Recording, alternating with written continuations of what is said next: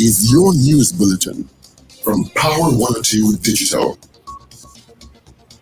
It is Monday, the 25th of March, 2024. Good morning, Trinidad and Tobago. This is news to 6 a.m. on News Power Digital. Parishioners of all ages from the Holy Trinity Cathedral showed up to celebrate Palm Sunday in their numbers, joyfully singing as they made their way through the streets of Port of Spain. The event started at 7:30 a.m. on Sunday, commemorating the entry of Jesus Christ into Jerusalem and celebrated by Christians worldwide as the beginning of Holy Week. Worshippers made their way up Park Street onto Piccadilly Street, then Paul Street, while singing hymns. Catholic priest Father Martin Sergio of the Cathedral of the Immaculate Conception in Port of Spain and his parishioners were waiting at the Barnard Promenade to receive Anglican Bishop Claude Barclay's group with 2 tables filled with palm leaves. Both groups embraced each other, blessing the palms together before giving them out to a group of people who gathered. Both men said a prayer. Barclay prayed for those who were struggling. He prayed for those who would find love and peace. May they find their way, liberty and God in their daily struggles.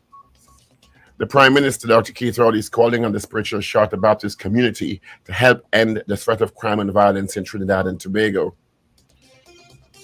Dr. Rowley said, "I want to say to you, spiritual Baptists, I call out to parents across the nation to try to break the cycle of what is happening now by paying attention to raising your children. If there's anything you can teach the people of Trinidad and Tobago, you, the spiritual Charter Baptists, you can teach them how to raise their children with moral and spiritual values." The Prime Minister was speaking at the PNM's Spiritual Charter Baptist Liberation Day celebrations at Balizé House in Port of Spain. Dr. Roddy said, as one of the best examples of overcoming challenges, they could call on citizens to take some personal responsibility to make changes and encourage youth to appreciate opportunities available to them. Rushton Parry's call for Kamala Prasad-Bissessar to call internal elections in June seems as political suicide as 12 MPs publicly support Prasad-Bissessar. Parry's bold move to demand the UNC political leader call the NATEX election due in June is being seen by many, including political scientists, as potentially political suicide. Since Parry's call, Couva Point Lisa's Chamber of Commerce conference on Friday, 12 UNC MPs have thrown their support behind the political leader, Kamala Prasad-Bissessar. Naprima MP Rodney Charles has already signaled his intention to bar electoral policies after his present term, and Komoto Manzanilla MP Rai Ragoobarsingh have publicly supported Parry and have given him their support. The saga continues to unfold at the country's highest level intelligence gathering agency, following Cabinet's removal of the substantive head of the SSA, Major Roger Best, who has been sent on administrative leave.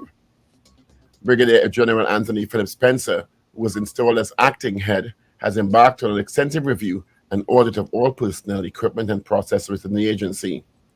Now there's word that 12 persons have been terminated, including the SSA's deputy director. The reports also indicated that criminal probes are being conducted at the agency. The management and staff at WASA Water and Sewage Authority are to be significantly reduced in numbers and restructured, as Public Utilities Minister Marvin Gonzalez says. The restructuring process, especially the leadership restructuring of the Water and Sewage Authority, is well underway. He announced this over the weekend, that the new executive leadership package will target 426 managers of the state's water provider, with the aim of seeking to reduce that number by 50 or 40%. WASA is aiming to cut between 170 and 200 managerial positions.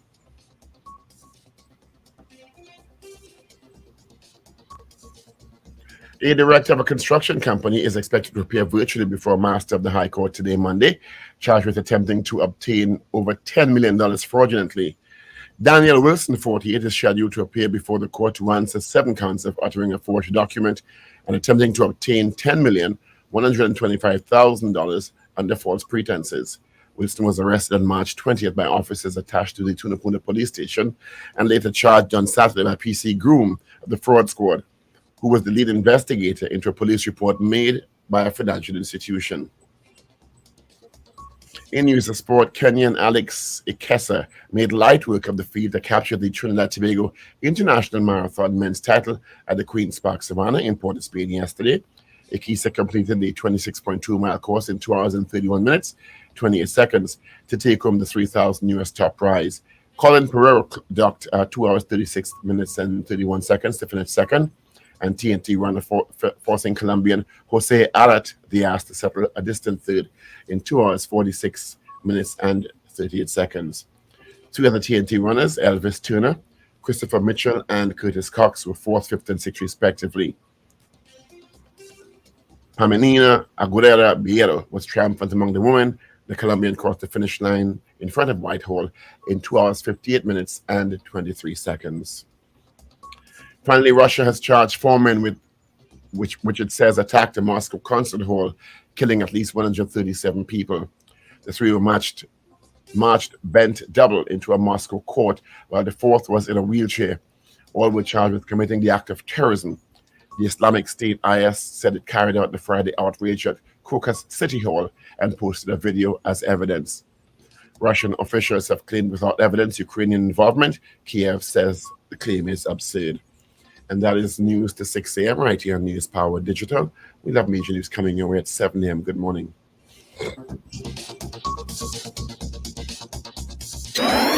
Up to date and credible. Power 102 Digital.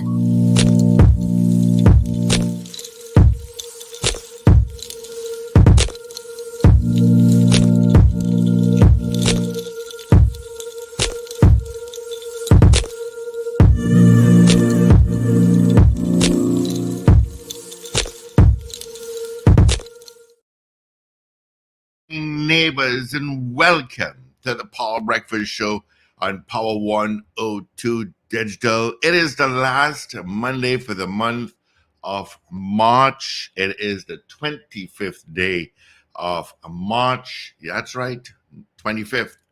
275 days to Christmas, but who's checking? All right. Thank you so much, Dr. Paul Richards, for our news brief. Of course, on the show, it will be Paul, Wendell, Stephen, Richard, Ragoobarsingh. We got Ruben and Shane in the mix. Of course, my name is Steve Khan. 26 degrees on both islands. And quickly checking traffic. I got nothing really to tell the East-West corridor. I got a little volume from Charlieville headed towards the interchange. A little bit passing by Aranguez and from Barataria to Port of Spain. A little bit of volume.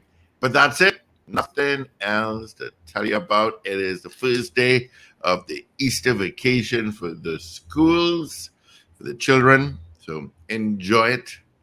Gotta love the vacation. So less traffic as well for the parents, wherever you are, those traversing between their destinations. Let me say good morning going out to Dr. Paul Richards, Super Paul. Good morning, Steve. Good morning, Wendell. Morning, Wendell. Hi.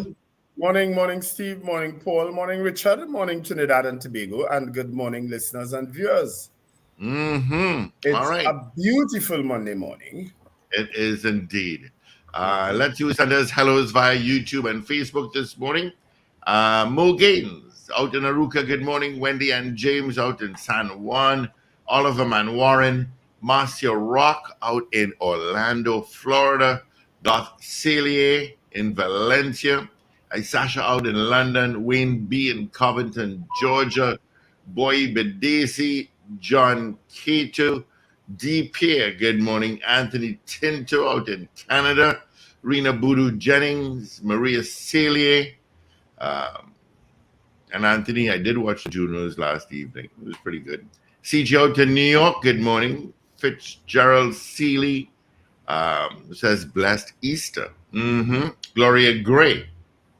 Carol Guevara, Evans David, Nasser Mohammed, Brent Sylvester, Carol Joseph, Guy Small, J.M., Mrs. R is up already, morning. Showin Kerr, good morning to you as well. On WhatsApp, GNC Auto Security, Dan Raj out in Central, Alistair Hart, Michael out in London, Sankofa, good morning to you guys as well. Lots of hellos this morning, gentlemen. Yep, plenty. Richard, And we are New York, good morning. We are so very pleased to have you all listening and watching in most instances. By far the best show on radio, any time of the day. And I don't make that as an idle boast at all. And I don't only mean Monday, Wednesday, and Friday. I mean every single day of the week. How does that sound, Paul? You don't make out of most anyway. I have a couple birthdays to give out. Brenda Alfonso, Camille Selvon, the mother of Ashley Abrams. Today is her birthday. Happy birthday, Camille.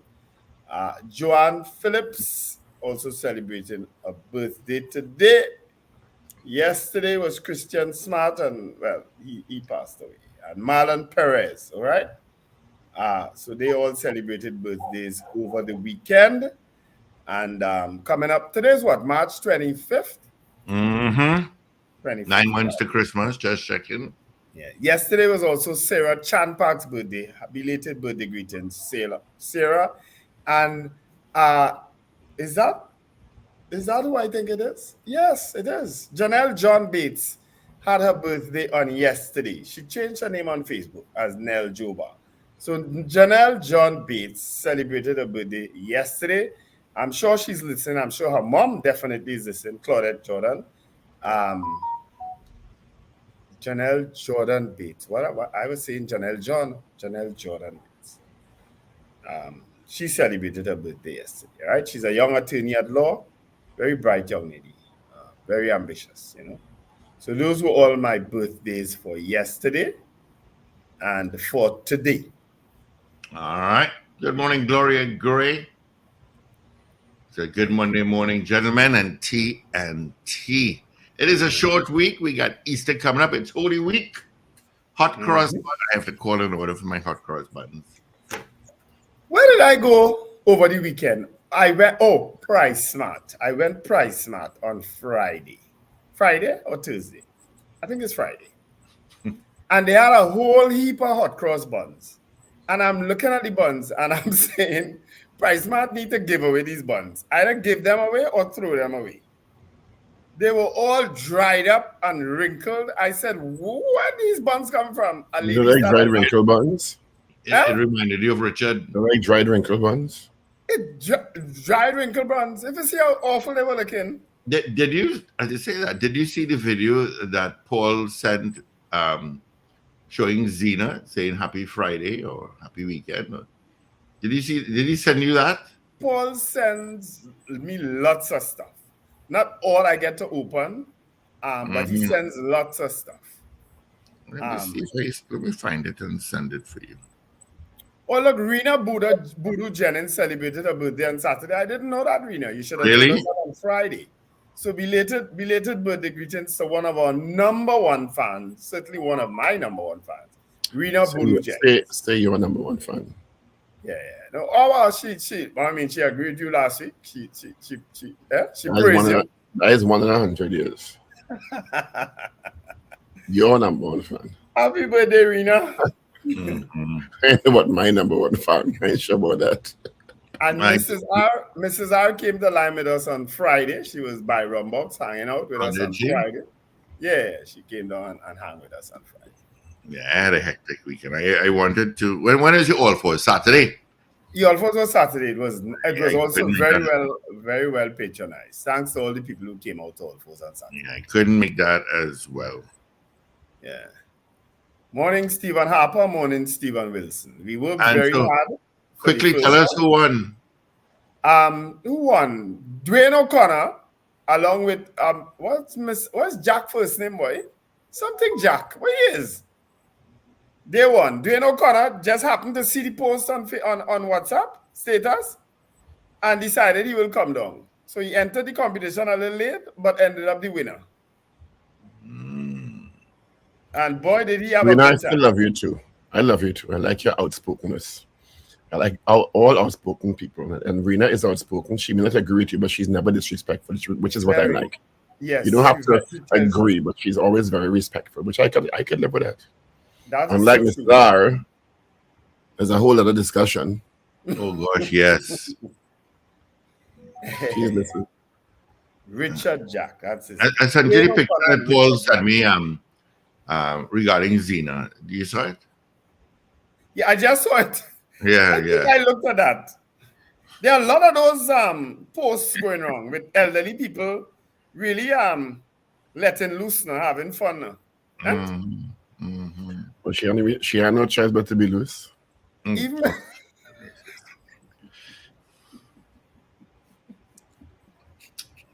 Let me switch my mic off, yes. Switch off. Mic off. Oh dear Lord, it's Monday You guys had morning, boy. lots of Yesterday was stuff Palm happened. Sunday.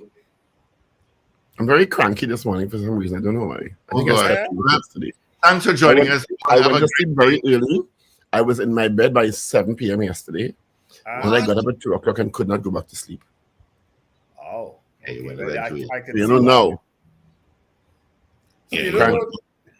Yeah, you don't do those things people do around the hour in the morning? What's that? Switch off What's mic. that? You don't get those things people get the hour in the morning? What's that? You know what I should have done, Paul, for you? I should have invited you up to Parliament with me yesterday. I went back up to Parliament yesterday, and Parliament is like a whole country by itself, you know. Have you ever really driven through parts of Parliament that I didn't even know existed? And the road is a concrete road, and it is as treacherous as you could find. Mm-hmm. Richard Philip is asking, how does Dr. Paul Richards balance his duty as an independent senator and being able to talk shows, commenting on political matters? Is the same thing. Not much different.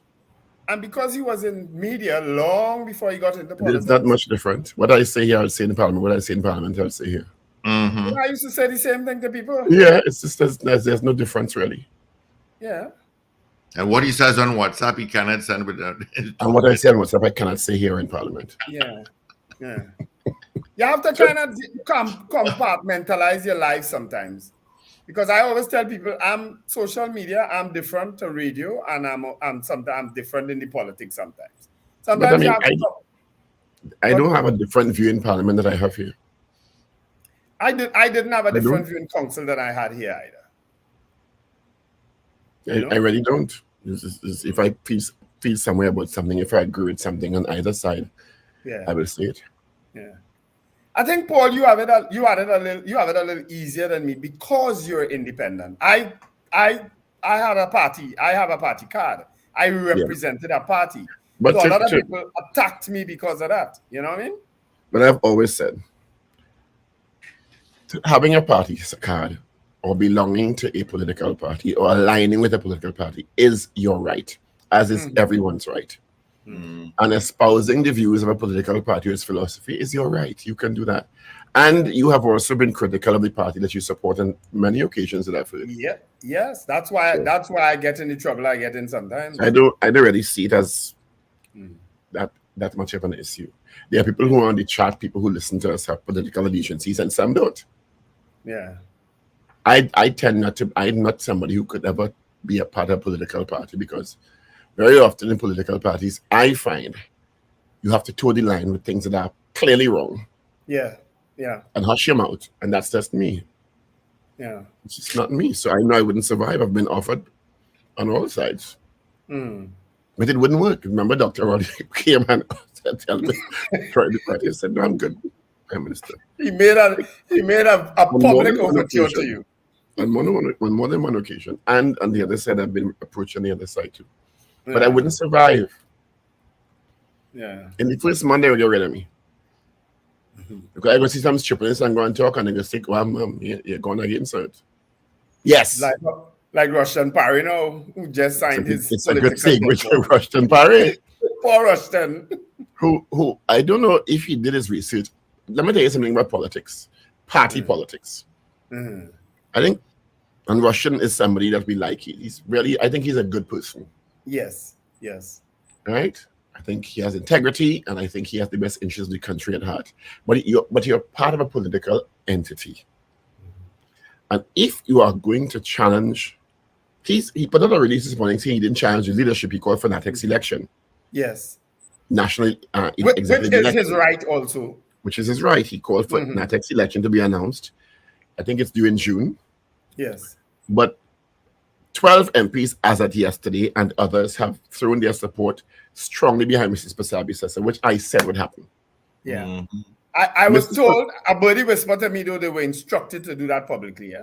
Well, I don't think anybody had to be instructed, quite frankly. I don't know that for sure. And I don't think many had to be instructed, to be very honest. There are many Barry people who are definitely. staunch supporters of Mrs. Pasabi-Sessa in that party, right? In particular, the younger ones who she gave their chance a couple of years ago, 5 years ago. Very true. Right? And there's nothing wrong with that also. Right? Dr. Rowley, when he assumed the leadership of the PNM, kind of clean house too. Yeah, but he didn't have everybody's support when he became leader. No, and elevated some people. Yes. And some people got backbenches and ambassadorial postings, and they chill out and they come back. Yes. Right? Very true. Internal conflict in parties is sometimes more virulent than external conflict. And I think Rushton's, because he said he didn't challenge Mrs. Pasabi-Sessa, but if you are demanding the political leader call NATEC's election, it is perceived by many as a challenge to the political leader. Well, he gave a proviso that I agreed with because they were vociferous against the government with local elections. They even went to court about it, and the court ruled. So that's the raison that he gave for his call for them to hold the elections, because you can't be calling on the government to hold a local elections and you self don't want to hold your own internal elections. Right. Well, I don't know that they don't want to hold their own internal elections. I don't know that. Okay? And they all said, the ones who supported Mrs. Pasabi-Sessa, that it will be called when it is due. Mm-hmm. So it is being perceived by many as a challenge to Mrs. Pasabi-Sessa, because those were the rumblings behind closed doors anyway. Mm-hmm. Right? Timing is everything in politics. Yeah. Timing.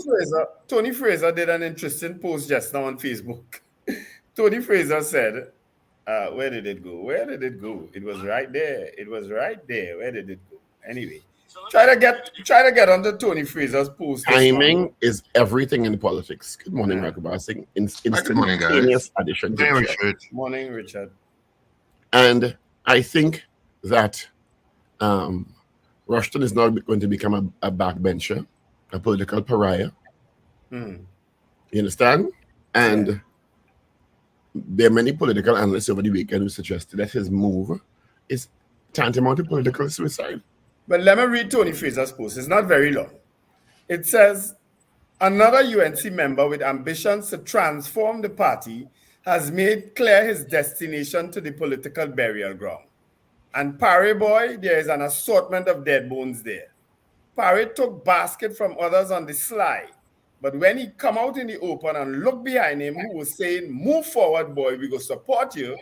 When he turned around, he ain't see none of them. Meanwhile, Kamla go ramage on his head. Parry boy, I thought you had more sense than that. Bye-bye. And Rushton Parry needs to understand that if you are to make a move for the leadership, and he's saying he didn't make a move for the leadership, but it's being perceived like that. Yes. You have to understand, Mrs. Pasabi-Sessa understand that I'm using the word game in no derogatory way, that game. Yeah. Because she challenged Mr. Pandey successfully. Yes. But again, timing is everything. Yeah. You have to get solid back in too, man. Kamla Pasabi-Sessa had and you have to be sure about your back in, as Tony Fraser rightfully said. Everybody's chaining up, boy, time for shit to go, boy, be back in here. When you look around, nobody. Two people. And I think it's because he recognized that he is a likable person. Because he associates with everybody in Mayaro. He's got us. He's squeaky clean in terms of. But me past Mayaro, he's liked across the board. Yeah, I think that may have he's a likable prompted person. His move. But I will make another suggestion. Because this politics is real interesting in this country. Mm-hmm. 2025 is not far away. Rushton Parry has to be screened for mayor again. Mm-hmm. By an executive that's going to be led by Mrs. Pasabi-Sessa.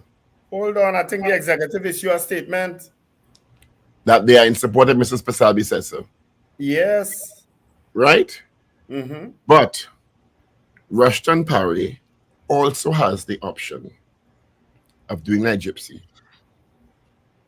And he probably will, and maybe be more successful. And could be successful under another banner. You're very right. You know that, right? I said that. He As could a matter be of fact, that was successful my under another response banner. to Tony. That was my response to Tony. Or like Jack Warner as an independent. Okay? You're very right. Mm-hmm. we'll wait and see. Good morning, Ragoobarsingh. How was your weekend? Or are you frozen in thought? You look No, like I'm you not sleep frozen all in weekend. thought. Huh? You look like he sleep all weekend. He say he coming on Saturday. I ain't see him yet. No, boy, but you know when you don't make the move at the time that you would have planned to do that in advance. Because I thought about it when you had mentioned it previously in the group. You know, But many it single just simply people went are out of saying my this. mind. And when you started posting all the pictures, I said, "Oh, right, that's the day." The video You is know, many actually. single Richard. You know, many single people said that same thing you just said there. What is that? If you don't make that move, If you don't make no. Last night I also, because I'm a little tired, because last night I went. One of my friends is migrating, so I have a couple of You friends. got no friends left here after a while. I have a couple of friends migrating actually. You But got anyway, no friends. Every 3 months you say one that. is migrating. One of them who's migrating. Well, there's a lime last night, then, so I went out with them, and another friend of mine, and so we were just doing, the Avenue Brooklyn Bar. We were going to pass by Frankie's and stuff, and then there was this reggae and R&B night at CB's, which is what Paprika is now called. okay. I went there. It was actually very nice, and it was a decent crowd. I mean, it was a little sparse when you arrived, but it built up, and it was That's in the just back road. That's in the back road, Ross Street or in St. Alcazar, Clair, whatever. yeah. Mm. And it was, it's one of those kind of, because it's a club, you have a lot of dancing, and it was really kind of retro because they were playing old time reggae, R&B from years ago, and then that kind of music. So it was real fun. Sounds People just had a great time over there. The people were having a wonderful time. I had a wonderful time. I danced for so. Is that so? I'm a dancer. Yes, I'm you a are. dancer. Well, if that is what you call it. When I'm on a club floor, you gotta make room, You never see he and Gaylan or he and anybody else whenever he goes out. You never see them. Yeah, I did. Yeah, I will never forget that I've seen them already, and line, I actually was on Richard. the edge of my phone thinking to call the paramedics because maybe I thought he was having some sort of episode. Seizure or something, yeah.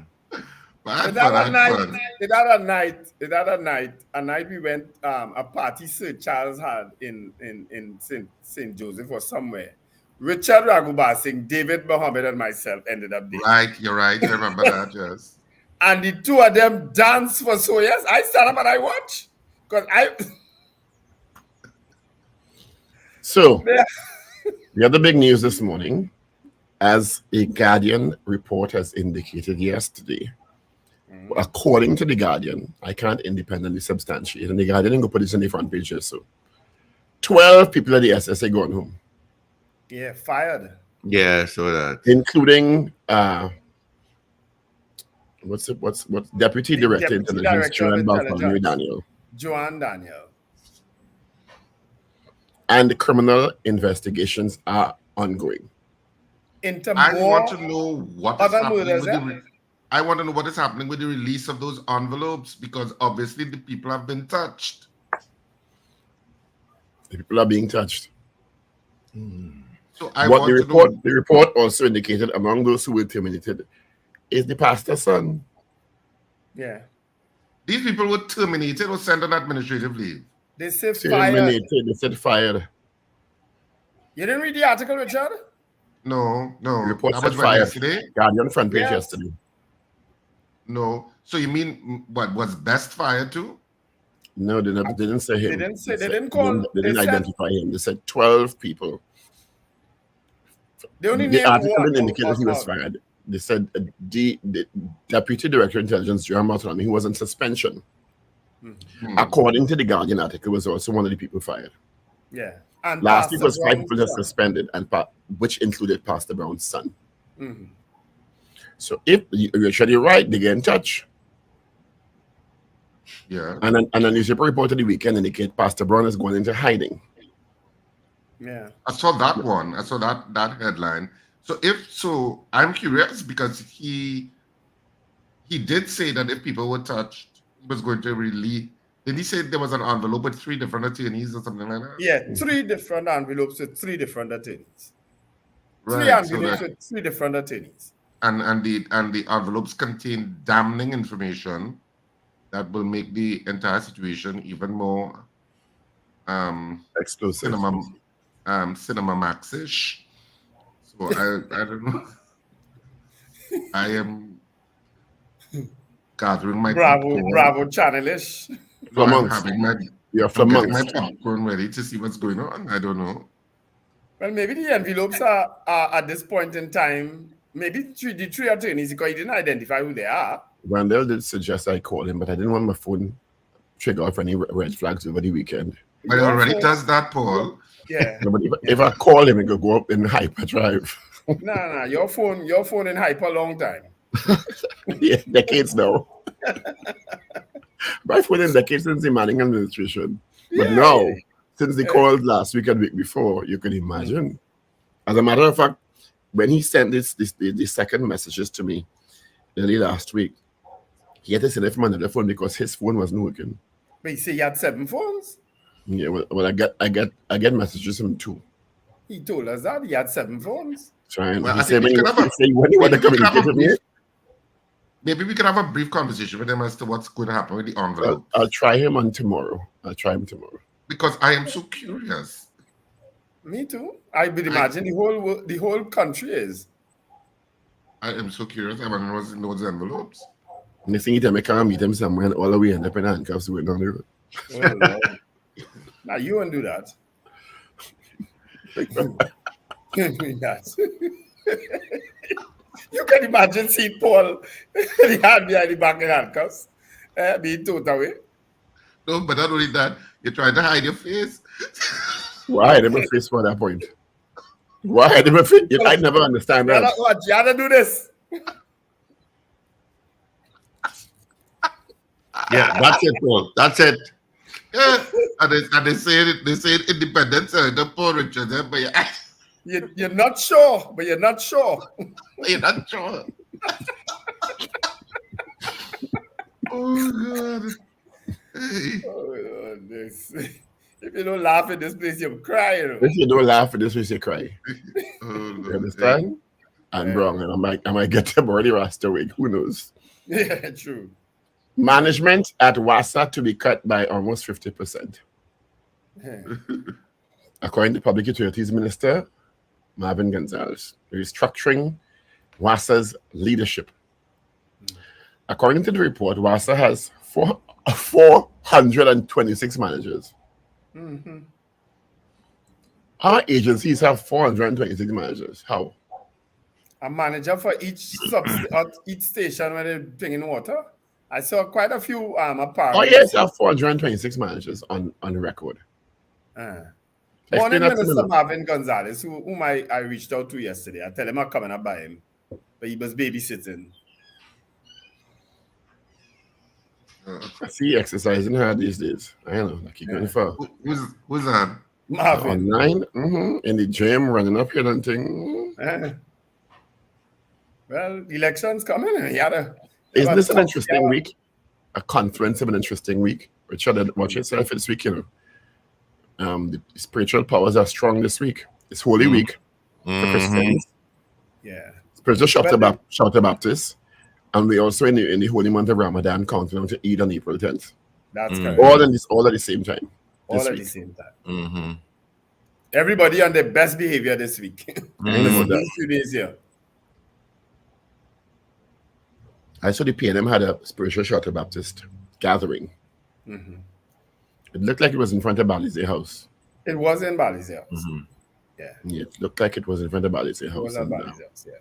Attended by the Prime Minister. Monday coming would be a holiday. Friday and Monday. Monday's Easter. This is a short week, Richard. This Friday. A big former acolyte and St. Mary's boy, like you don't know that this is the Holy Week. As Paul said, it's Good Friday. And Saturday, and Monday. Saturday is also Spiritual Shouter Baptist Liberation Day. Easter Monday. So we should get a Thursday too. No. You think so? It has not been announced. Saturday is not a public holiday. Okay. Yeah. And then Friday following next week, which is a short week, we have a next short week with the Eid holiday being On the called 10th. on Wednesday, 10th April. It's Wednesday, right? Yeah. Thursday. No, Eid this is holiday is Wednesday. when? The Wednesday or the Thursday?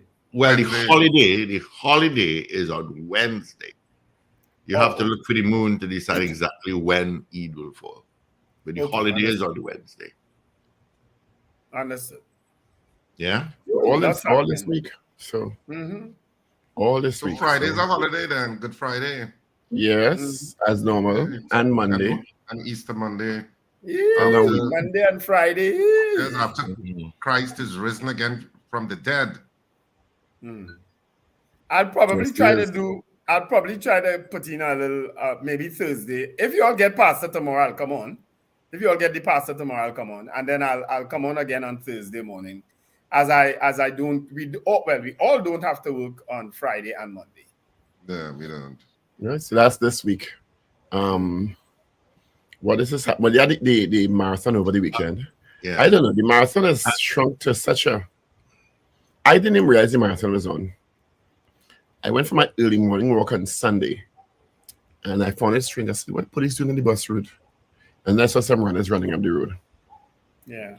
You understand? Yeah, but it wasn't as well supported. Normally, there are people lining the bus route, handing out water and cheering the athletes on. But it was so. But maybe scanty. the part of the bus route you were. 'Cause I saw there were toilets on the bus route up to last night when I was coming home. Yeah, I saw that, but I'm talking about the actual support on the day. Okay. You I didn't understand? The know- I top didn't prize understand. is 3,000 US. Yeah. I mean, they don't run for the money, but Kenyan Alex Ekesa won in 2 hours and 31 minutes, 28 seconds. Colin Pereira finished second in 2 hours, 36 minutes, and 31 seconds. Yeah. Yeah.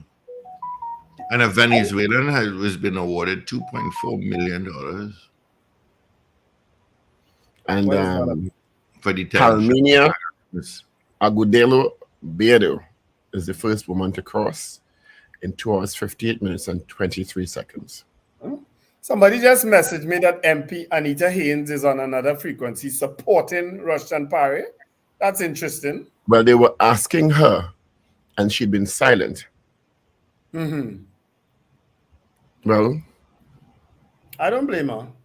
Anita, Because I think also one of the other new candidates, was it Rambali or somebody else also too, is also supporting him. Rai Rugby, I think it is. Rai Rugby, Kumuto Manzanilla. That's the Yes, and that's Rai also Rugby. considered a marginal area. But I'm not surprised because I've found in the last year or year and a half, Anita has been quite subdued. If indeed she did throw her support behind Rushton Parry, because once you do that, you know, some people may perceive it as your days may be numbered. Rodney Charles don't matter because he done say out already.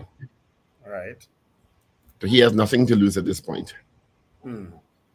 Interestingly enough, I mean, Dr. Rudal Moninal, or Pooch East MP, has pledged his support for Mrs. Pasabi's successor, so to Saddam Hussein.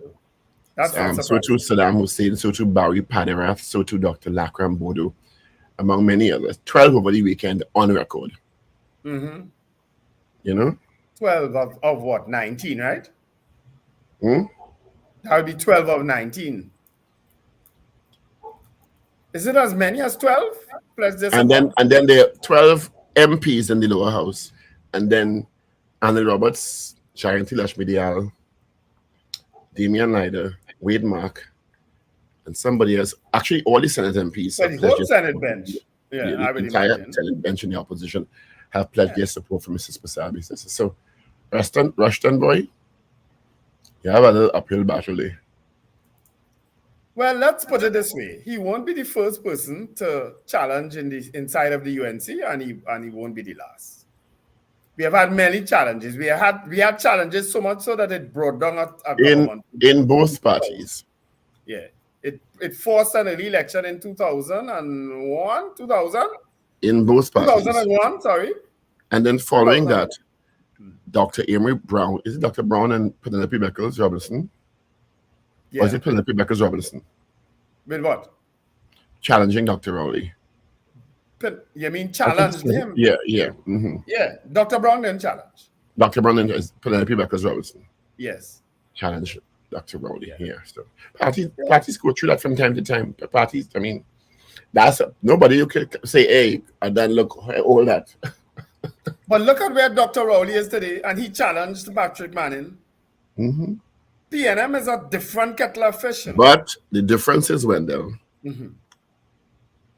he challenged him before the elections and certain things, and then after the elections were lost, he challenged him and won. Yeah. No. When you lose an election, you challenge him before. I would say he challenged him before. Dr. Rowley never went up against Mr. Manning and won, Really? No. He went up against him in after the election. 95 elections. That's when he contested. What about after 2010? No, Mr. Manning was not, he did not contest. Oh. Dr. Rowley was appointed political leader, and then opposition leader and political leader, temporary, and then there was a general council that ratified his position. All right. So he didn't challenge him at that point. No, they kicked out. Didn't they kick out Patrick Manning? Well, you know how that ended. I do ever like to talk about that. Yeah. I do ever like to talk. Abusive to the man, you know, Paul. It was a very sad day. It was a very, very sad day. Some people were abuse. Some people were verbally abusive. Yes. It was a sad day. It was. I felt sorry I understand the disappointment. I remember that day, and I felt very sorry for him. He wasn't treated very nicely at all. I was there at Bali's house, and I said, "My goodness, what is that? What kind of behavior is that?" Because there was people who were in the yard. They in the yard. They were shouting and carrying on, and it wasn't a nice scene at all. It was very, very disturbing. So, but that's politics, Yep. That's politics. And then the COP, if that still exists, if they sign something good, so I guess they exist. Yeah. Yes, somebody, Rena is saying she's on CNC3 calling for internal elections while she supports Kamala Prasad Bissessa. Okay. Good luck with that, Anita.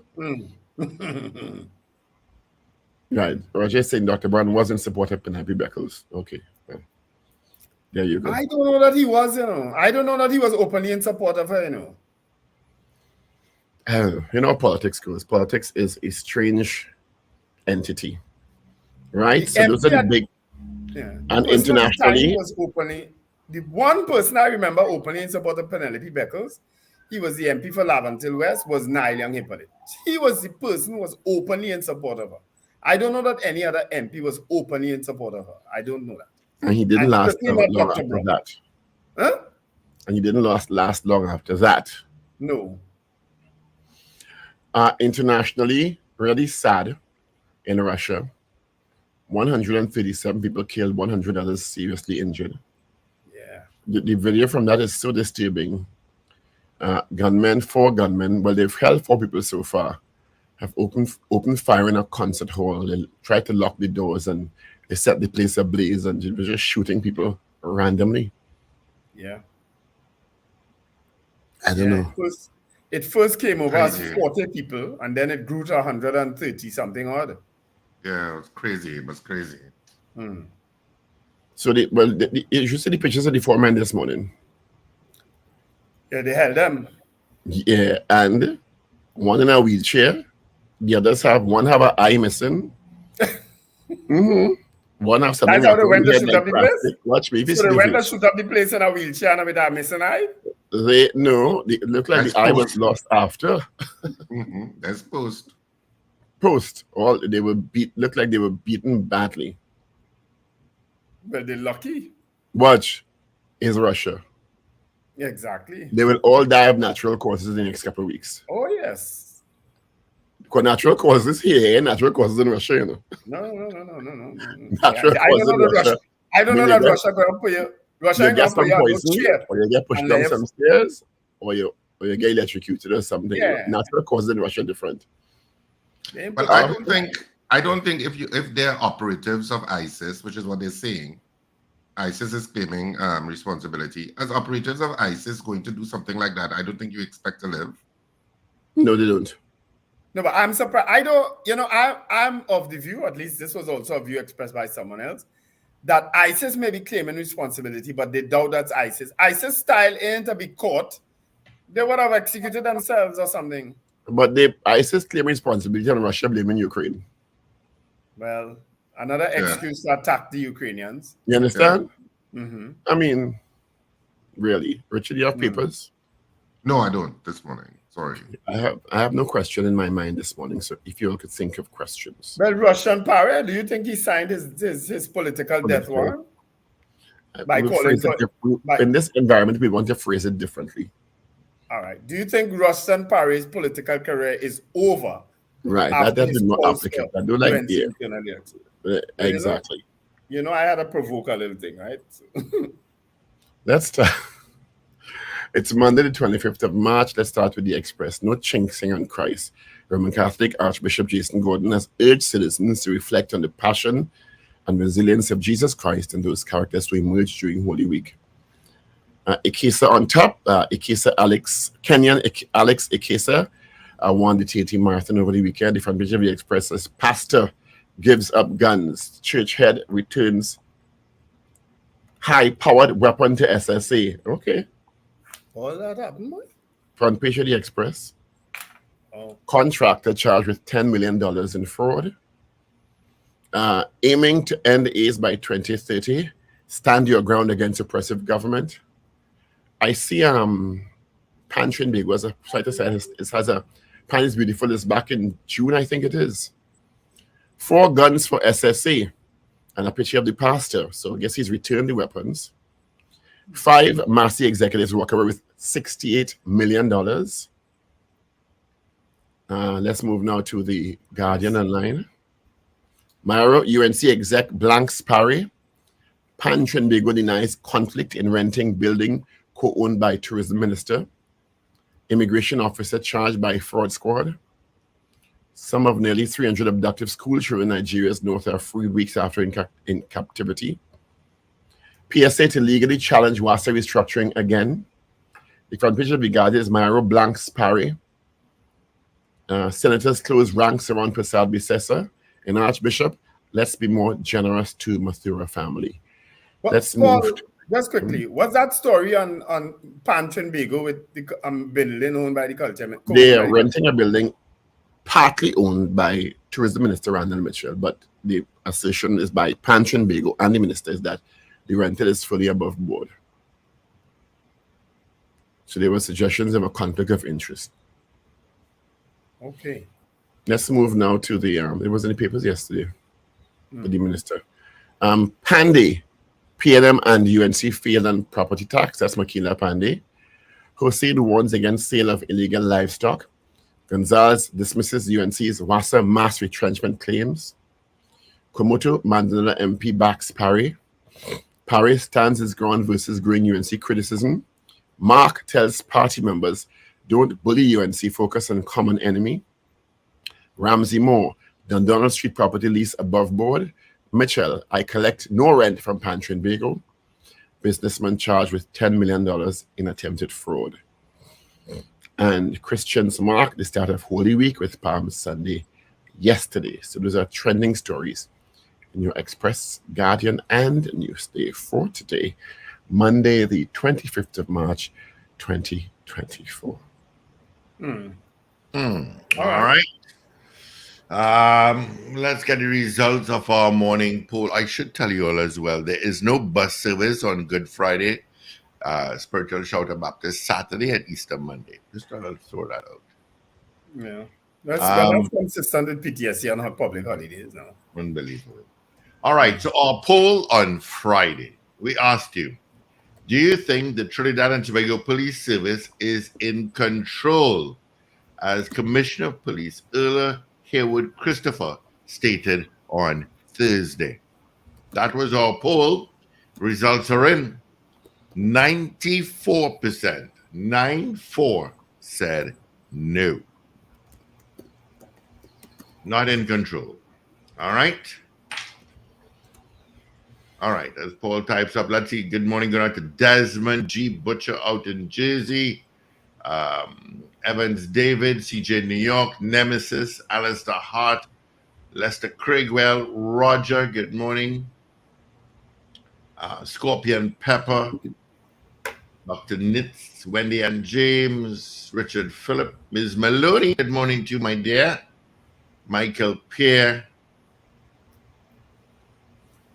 All right, so our question is up. Start calling. Start voting. Do you think Rushton Parry's political career is over following his call for UNC's NATIC's elections to be called? Mm-hmm. All right. Yep. We have What's 2 votes already, yeah? Steve, if you look back.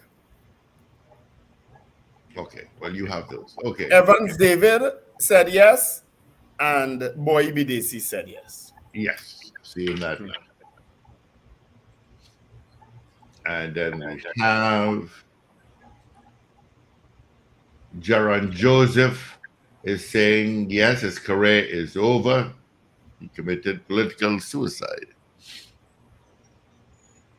Well, in the UNC. Yeah. Wayne B says yes. 222-8255. North Americans toll free 866-525-1099 on WhatsApp at 318-1021. Of course, on YouTube and on Facebook as well. In politics, when you want to do something. Paulia Parry spelled wrong, eh? How is it? Oh, sorry. Nice. Thanks. How you spell it? Cascade St. Anne says no. A between the R and the Y. Yeah. Cascade St. Anne says no. Is that the first no? Yes. I believe it is. Let's see. John Cato says yes. Finbar Collins says yes. Mars versus Venus says no. Good morning, caller. Good morning, gentlemen. Sandy Grandy, yes. Right. Thank you, Grandy. Wayne Joseph says no in Ontario, Canada. Randy Kelly says no. We got Val saying yes. Thank you, Val. We've got Captain Ron saying yes. Let me say good morning to Kathleen and Sue at Quartz Megastore. Kathleen and Sue, who are both exemplars of excellent service. I bought a juicer which stopped working in a month. I took it back to Quartz and they gave me back my money in 10 minutes without any fuss. Wonderful. So you didn't take an ex-juicer? Not from Quartz. Oh, God. Good morning, caller. Good morning. I say no. Thank you. But their service was exemplary. Good morning to Quartz. Richard Phillips saying no. Shuin Kerr saying no. Richard, do you have a dead heat right now? What? Do you have a dead heat? Are you writing? I don't have a dead heat, no. Well, I have yeses ahead. It only just gone by 1. By 2. I'll check back your thing. Man. Sexy San Fernando says no to the poll. Good morning to Anita Haynes. But we need to get Anita now on the show. Okay, I'll book her for tomorrow. Or should I do Wednesday? We have Philip Alexander booked for tomorrow. But you can still book her for tomorrow. I'll book you just like to provoke people with this Philip Alexander thing, eh? I'm just gonna tell her Wednesday. And by that time, his story dead, Steve. You already have Philip Alexander. But you can't do 2 guests an hour. I thought you had Pastor I don't know what time you told Philip. But we're not sure about Pastor Brown. I told Philip at 7:10 as we normally start the interview, Steve. Well, you can do Philip till 7:30. We don't need more than 20 minutes of Philip. Yeah, you don't need more than that. Good luck with that. David Frost says yes. Did you call Donna Liling's name? I'm now seeing it here. She says yes. Royalty Forever says no. Yeah, right. Shuin says no. Where did Shuin convert? Richard Phillips says no. Oh. Oh, okay. I got you already. Richard Phillip voted? Where? Just read your screen. He said give Phillip 5 minutes? Or he voted on top? Okay. Eve out in Sugargorna says no. So our poll this morning, do you think Rushton Parry's political career is over following his call for UNC's national executive elections to be called? That's our poll this morning. What do you think? Lester Craigwell says no. Kenny out in Harlem says no to the poll. Putin this morning. Beefy Smith out in Goodwood, Tobago says yes. I decree they will die of natural causes in the next week. Putin said so? I said, I'm saying peace. So. Well, they're lucky that they live long enough to be paraded. No, but they want to make sure they know they're alive, and then they will die of natural causes. It's been more powerful, a more powerful message. I guess so. They parade them into court, so it's a whole theatrical performance. You know. Long Islander says no. Adrian Cotto says no. Good morning, caller. Good morning, gentlemen. Good morning, my love. Oh, no. Good morning, dear. I don't know how to answer that, you know. Because... Yes or no? That's how you answered. Yes or no? Hindu, not yet, no. All right. Thank you. How simple that was? Julia S. Batiste says no. Once a week. Junior says yes. I only have to appear once a week. The bones can handle more than that anyway, so. So do you think Rushton Parry's political career is over following the call for UNC's national executive elections to be called? That's our poll this morning. 222-TALK, 222-8255. North Americans, 866-525-1099. People on the web and the app or streaming, wherever you are, sending on the respective messaging platforms, wherever you are virtually. And we'll get your vote. You can also vote via WhatsApp at 868-318-1021. Well done, you see the new meme come out earlier? Auntie, no. Oh my God. They have new control memes. I'm in control memes come out. Oh, I haven't seen it. Pray, I'm in control. And I have the Let's Pray one. There are new ones. Pray, I'm in control. Let's pray. Okay. And there's a meme magnet. Oh, the Let's Pray. So I may have missed some Wendell, so. No, I may have time with you, I don't do my thing. So I don't think I did, but I may have. Karen Yip now says no. Rena Boodoo Jennings says no, I don't think so. Rena know that it ain't over, you know. She know that flow cross and that.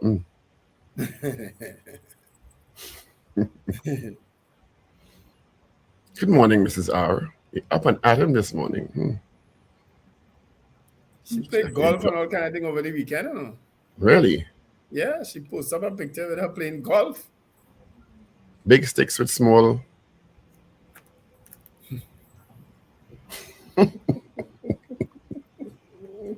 On big fields. Richard, you hearing him? You hearing him? Anne-Marie says yes. You can still swing? I saw Anthony Miguel said no. No, he said Anne-Marie. Anne-Marie. Oh. Carol Guevara says no. Timing is everything in politics. As Tony Fraser said, no, when you want to do them thing, make sure you want to do it by yourself. Because all who say they go back here, they will disappear on you. Let's just put it this way. Mayaro is a seat that the PNM had with Franklin Kahn. Let's just put it. It was a marginal seat back then, but Rushton Parry is actually who made the difference in that seat. As I said earlier on, it is not out of the realm of possibility if Russian is not chosen by the UNC, for him to run as an independent or as a PNM candidate and win that seat. Yeah. I don't think he'll win as an independent. You never know. Yeah, you never know. You see, PNM people, you need PNM votes. PNM people are going to vote for PNM regardless of who it is. You just say that now that you don't what you always say. You always set up the UNC. No. Well, UNC people will also vote for UNC. But mind you, Russian Parry was able to get cross votes. And people who probably would not have voted because of the type of person he was known to be.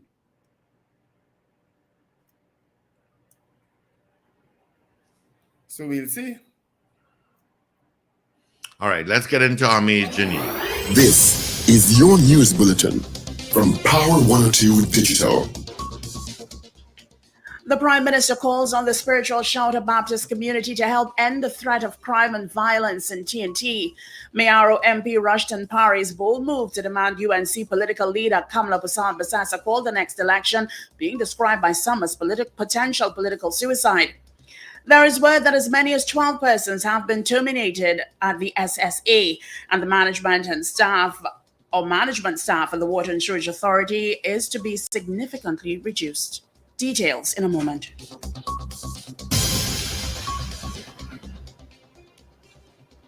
This is news to 7 o'clock on Power 102 Digital. I'm Avril Cynthia Bab. Good morning. Prime Minister Dr. Keith Rowley is calling on the spiritual Shouter Baptist community to help end the threat of crime and violence in Trinidad and Tobago.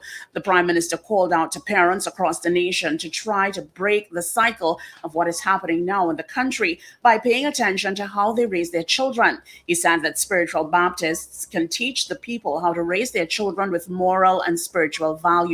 Speaking at the PNM Spiritual Baptist Liberation Day celebrations at Balize House, Port of Spain, he said as one of the best examples of overcoming challenges, they could call on citizens to take some personal responsibility to make a change and to encourage youths to appreciate opportunities available to them.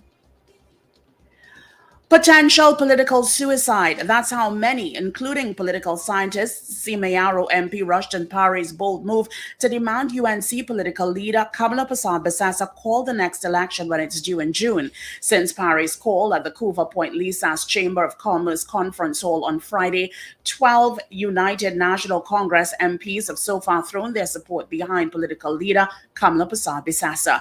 Naparima MP Rodney Charles, who has already signaled his intention to bow out of electoral politics after his present term, and Komodo Manzanilla MP Rai Ragbir have publicly supported Parry. One of the most powerful voices in the UNC, Deputy Political Leader and Oropuch East MP Dr. Rudal Munilal, assured that internal elections will be held according to the party's constitution. He noted that there has been no discussion or decision to postpone any elections, saying regrettably that MP Parry had a public discourse on the matter, which is premature and can only seek to destabilize and undermine the party, and in doing so, fully assist the PNM. Dr. Munilal expressed his support for the party's political leader and colleagues on the national executive. He added they've all functioned to optimal capacity and exerted an intensity that led to a well-received victory in the last local government elections. Barataria San Juan MP Saddam Hussein stated he remains steadfast and committed in his support of Basasa as the political leader of the UNC and by extension the official opposition leader in the party's Parliament. Princestown MP Barry Padarat said Parry's attacks against the political leader were unwarranted and baseless. There is word that as many as 12 persons have been terminated at the country's highest level intelligence gathering agency, including a deputy director.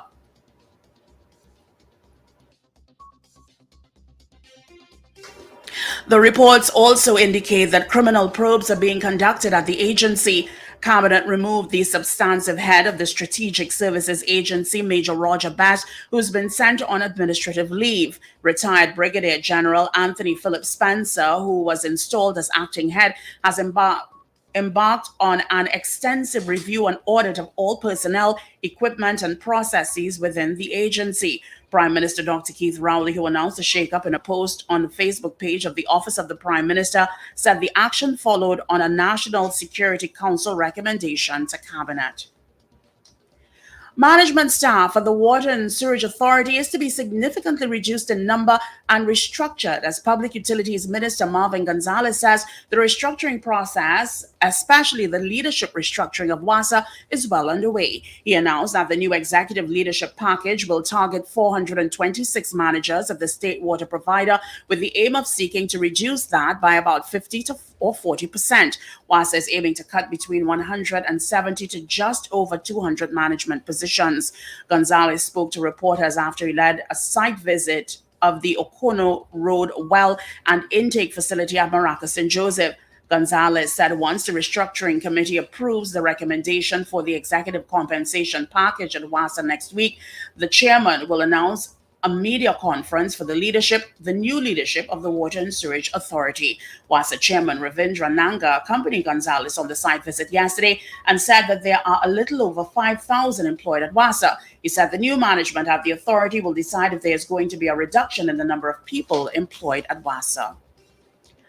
A director of a construction company is expected to appear virtually before a master of the High Court on Monday, today, charged with attempting to obtain over $10 million fraudulently.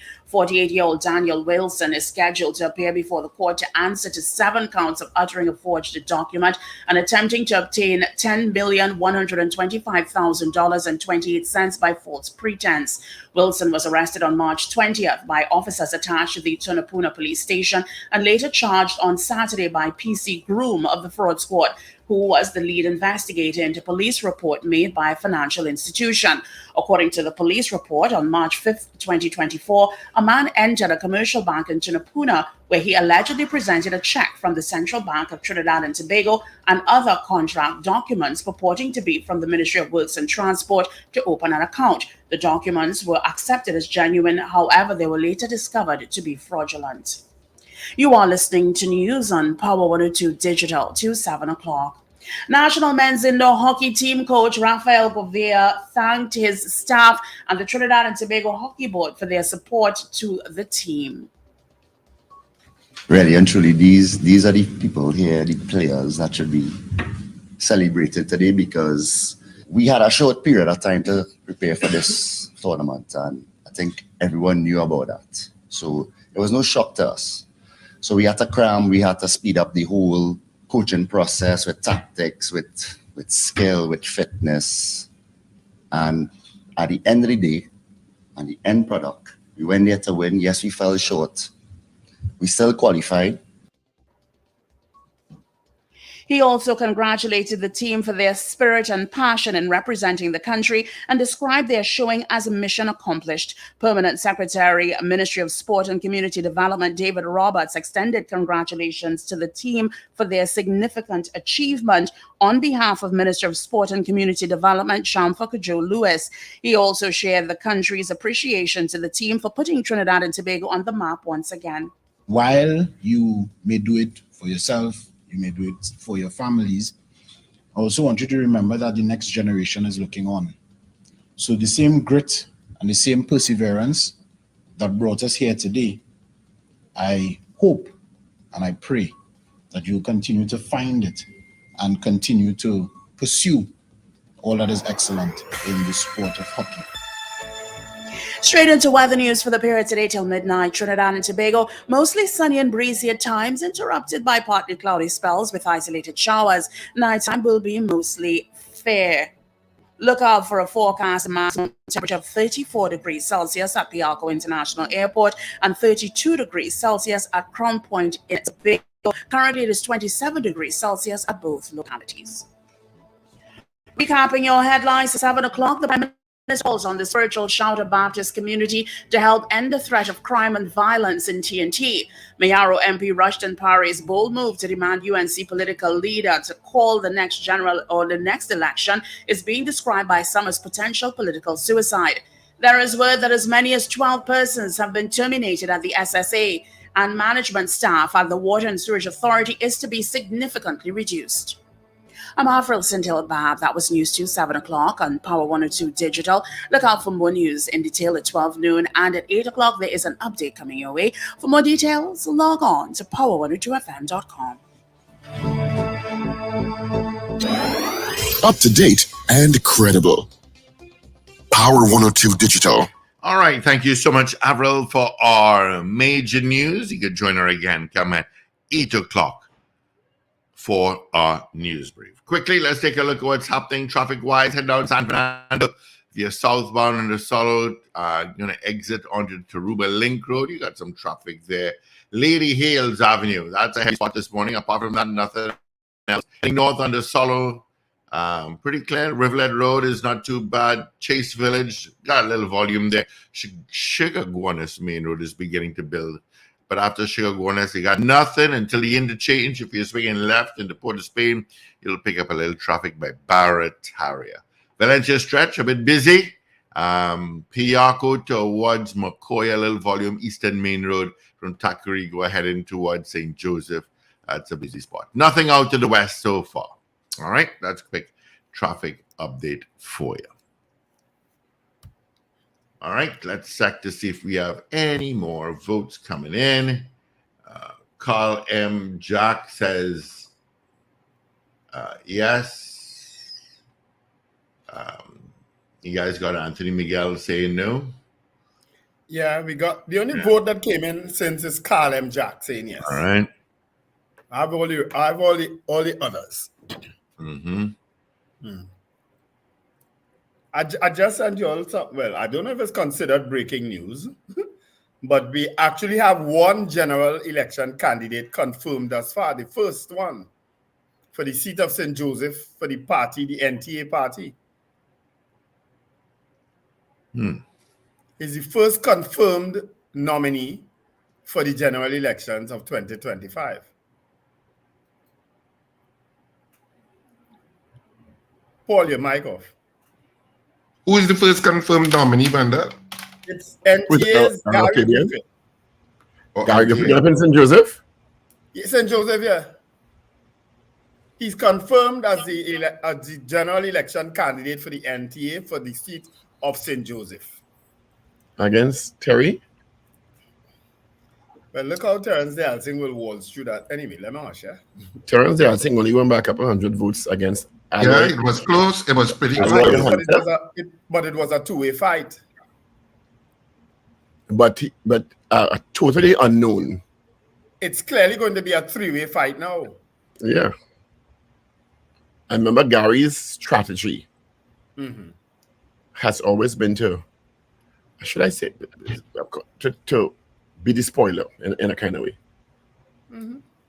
Well, he tried being a spoiler on behalf of the UNC last local election. I don't know. Yeah, he joined with the UNC for local. Yeah, so we see how it goes. But isn't Errol Fabian part of the NTA? He is. He's the one who usually wins, but he was performed miserably.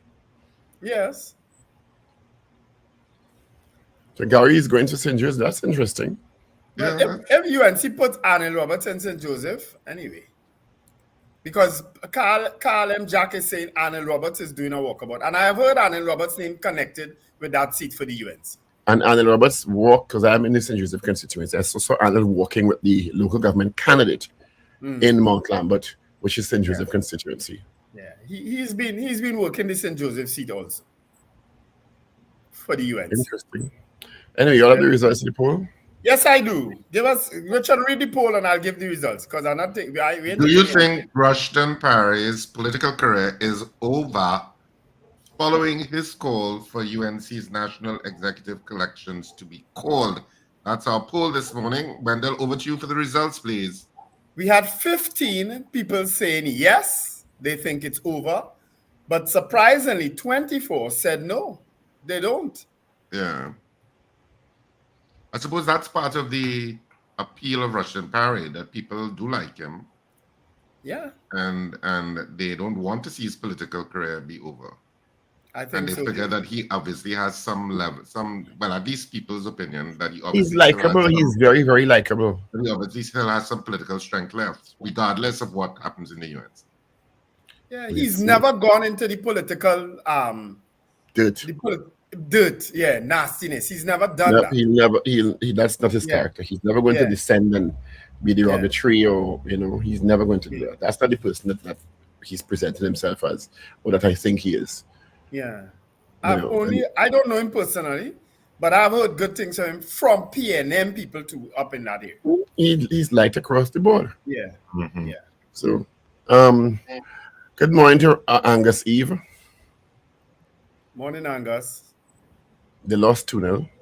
Yeah. Well, they played the best team in the tournament. Jamaica surprisingly won last night. I was happy for Jamaica. They beat Panama. Panama won it last night. Does that mean we're out or we still have a chance? We're out. We're out. Yeah. Okay. Mm-hmm. Our hockey men won though. I do understand hockey, You don't understand hockey. I was my first wife was a hockey player.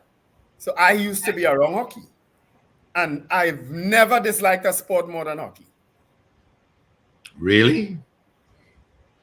It is one of the most dangerous, silly sports I've ever come across. I love it. Your face down by a big stick. It was swinging. It was dangerous not just for players but for spectators too. Because you never know one of our colleagues one of our colleagues in work in 102 Radio Vision, her son plays hockey and he's at one of the schools in Port of Spain and they play hockey. And I'm shocked to hear they don't play with helmets. Yeah. So I said, buy him a helmet if they. I don't know how they could have children playing hockey without helmets. Mm-hmm. You understand? I'm shocked. I said, he done it. She said, no. I said, what? You know how much hockey I went by that St. James Barracks there before they did it over? It's so nice now. That front field there used to have hockey every weekend. Massive crowds. And I don't know how. Very popular sport. Wasn't Gary Griffin a hockey player? He was playing hockey during that time too. So I used to see him. He was wild on a hockey field. You know? Diving, throwing himself. He was wild. You know? Was that Gary Griffith? What? What? Mariano Brown was a hockey player too during the time of Gary too. Yeah. I guess low centers of gravity will help you in hockey. Mariano is tall. Yeah. Anyway, Steve, when we supposed to have the Minister of Health this morning? Yeah, he said he'll come on in 10 minutes. Okay. So we'll take a couple calls then. Mm-hmm. On the Russian Paris story, I guess we could deal with that. Mm-hmm.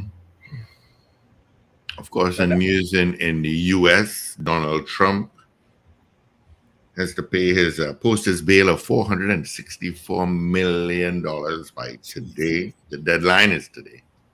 Well, his financiers must be busy. They must be done raise more than that already.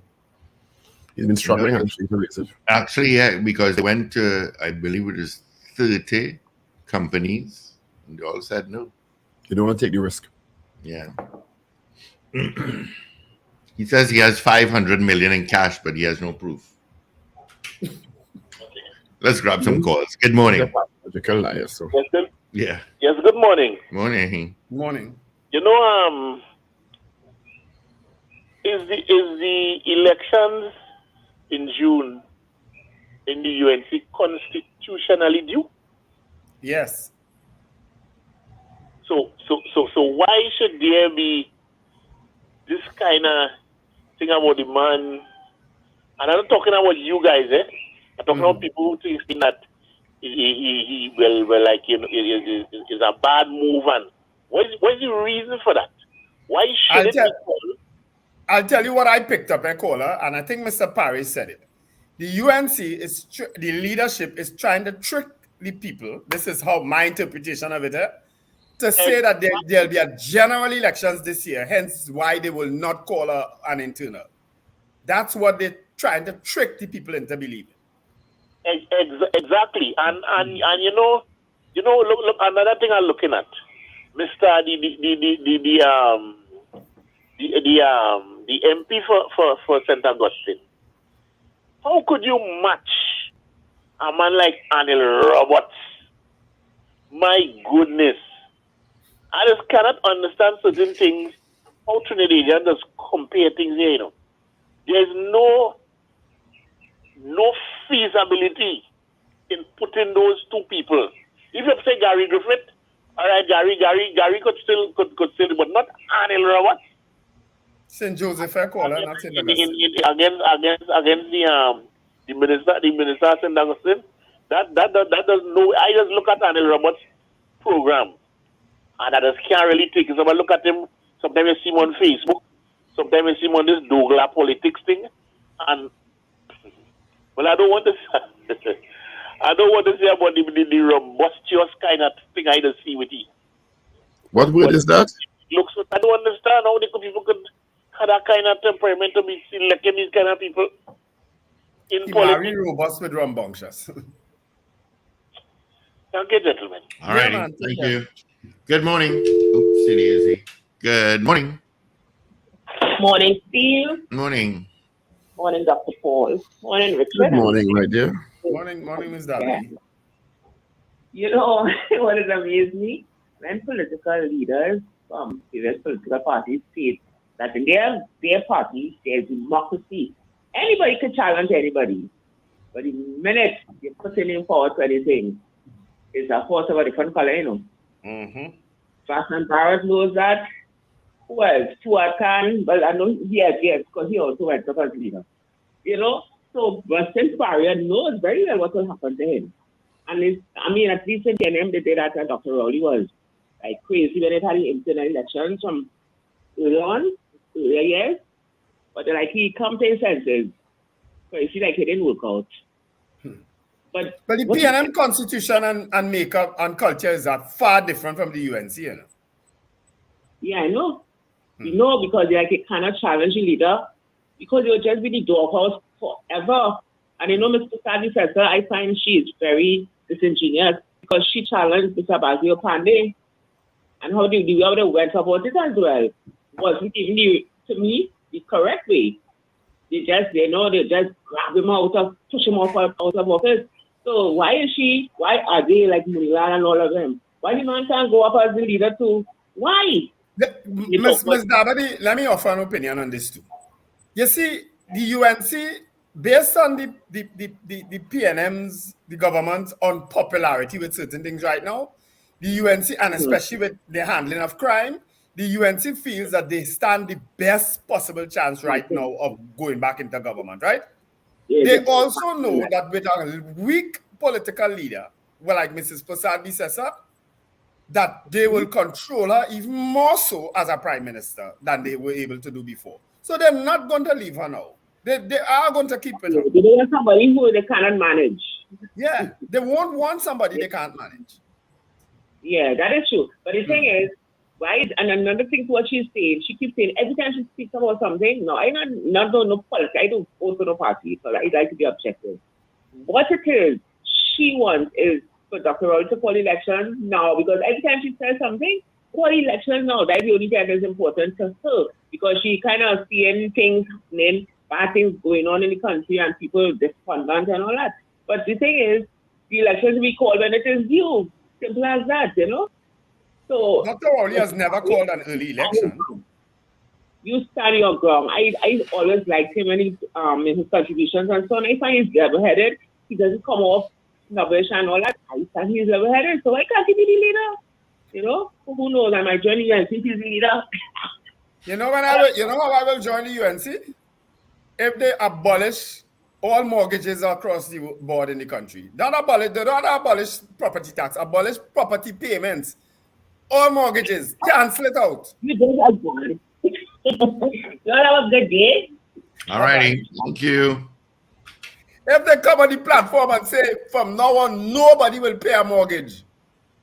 Well, boy, 41 seats they get in. Gentlemen, morning. Morning. I agree with Russian Parry, and I was listening to CNC3 a while ago, and Anita Haynes was being interviewed, and she said she doesn't anything wrong with what Russian Parry did. Nobody can disagree with him for what he said, and he doesn't see. It doesn't mean that he's attacking the leadership. So, which means she supports his move, and also. I would like to know when, like, they have in press conferences, something like with Mark talking, all these sort of things. I have a burning question to the leader of the opposition. It is public knowledge that you are anti-Maduro. If the UNC goes to win the election, what will you do with the Dragon Gas deal and all these negotiations that we got, or the reference we got from the US? Would you scrap it or would you continue? This is something I would like somebody to ask the leader of the opposition one day. And let me hear what she said. So that people will know, well, where they stand in terms of who to vote for in the next election. All right. Thank you. Thank you. We do have our guest online, huh? Yeah. So let's say good morning to the Honorable MP for St. Joseph, the Minister of Health, Honorable Terence Dialsing. Good morning to you, sir. How are you? Oh, you're muted. Not hearing you. Muted. Yeah. Your mic muted. He might have to take off the headphones and just talk through the device. Hearing me? That's what he is. Yes. There we go. Okay, great. Yes. So, right. Good morning, all. Good morning. Happy Monday morning to everyone. Happy Monday to you as well. Hope all is well with you. I can't complain, brothers. To all your listeners and people viewing online, good morning. I thought Gary Griffith cut your audio.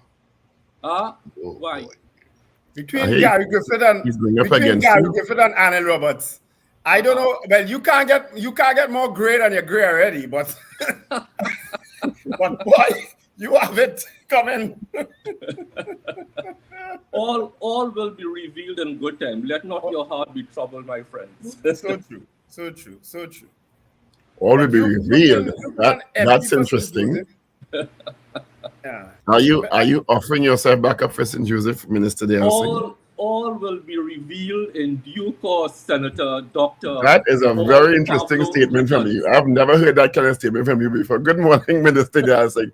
That's a very interesting statement from you. All will be revealed. That's a very interesting statement. Due course. In the fullness of time, as they say. In the fullness. That is not for tonight, Typhon. Not tonight. Well, you're quoting Patrick Bannon. How are you?